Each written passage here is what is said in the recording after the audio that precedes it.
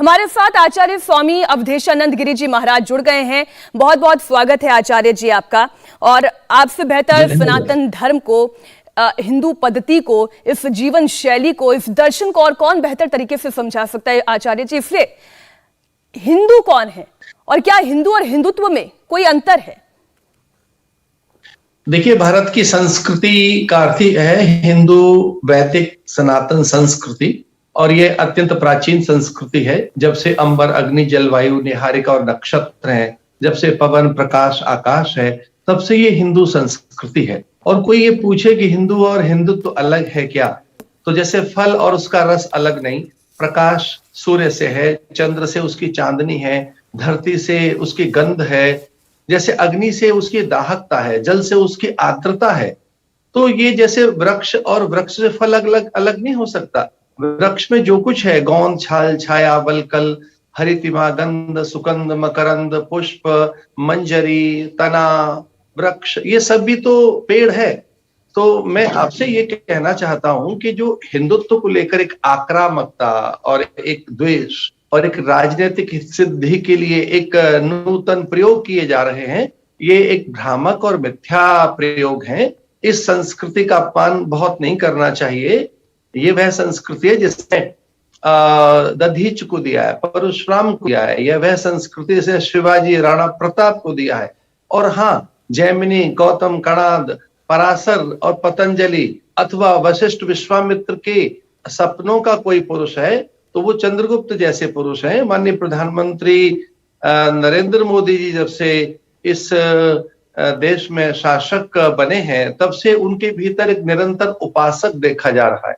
उनके वजह से पूरे संसार में योग की संवेदनाएं गई हैं और आयुर्वेदिक आदर हुआ है, एक स्वीकृति पैदा हुई हिंदू धर्म संस्कृति के लिए।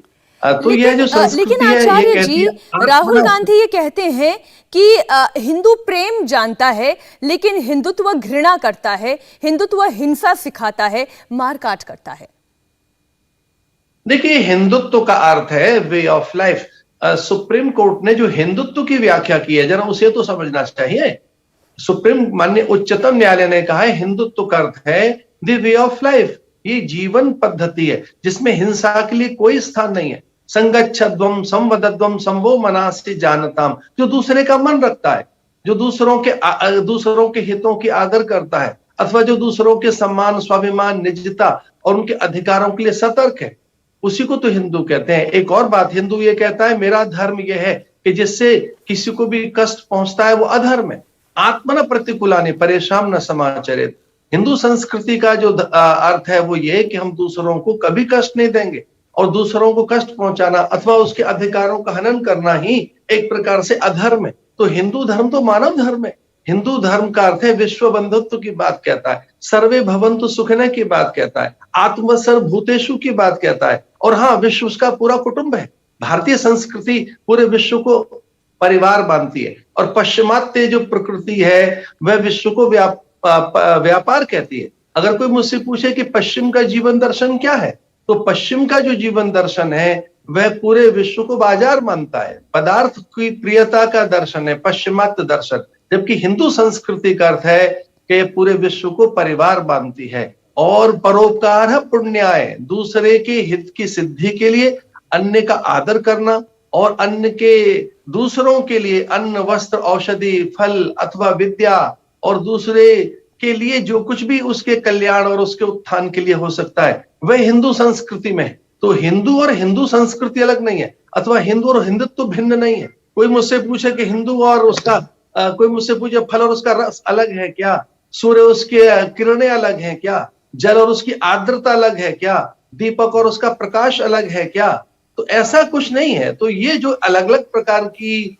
जो भ्रामक मान्यताएं हिंदुत्व को लेकर गढ़ी जा रही हैं, वह मुझे लगता है कि राजनीतिक प्रयोगशालाएं हैं, और उसमें ये नूतन प्रयोग किए जा रहे हैं जो प्राय भ्रामक और मिथ्या और एक प्रकार से जड़ प्रयोग हैं।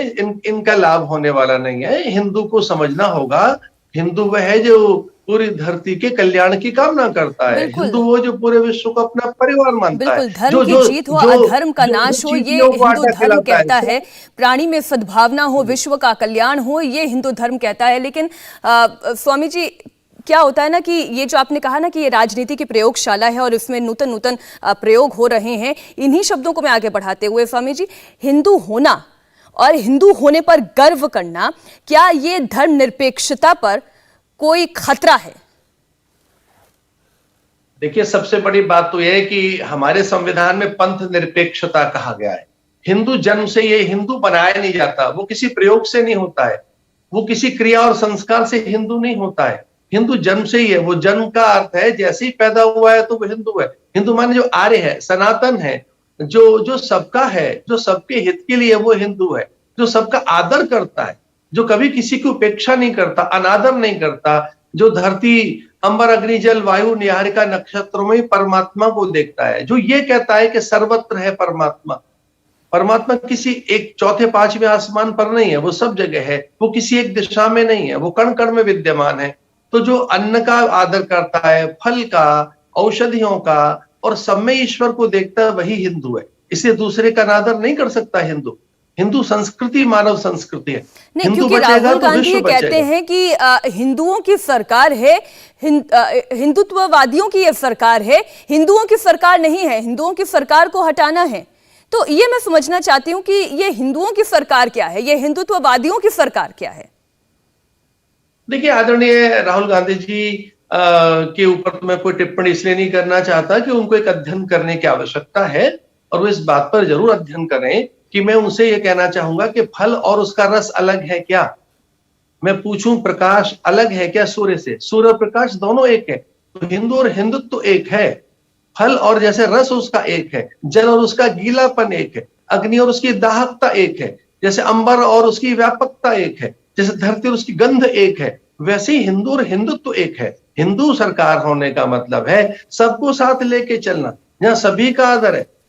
एक ही ब्रह्म सर्वत्र विस्तृत है, जहां सभी जातियों का आदर है। मैं एक निवेदन और कर दूं, जातियां हमारे यहाँ का वैशिष्ट है, वो हमारे यहाँ का सौंदर्य है, वो हमारे यहाँ की संपदा और सबसे बड़ी निधि है।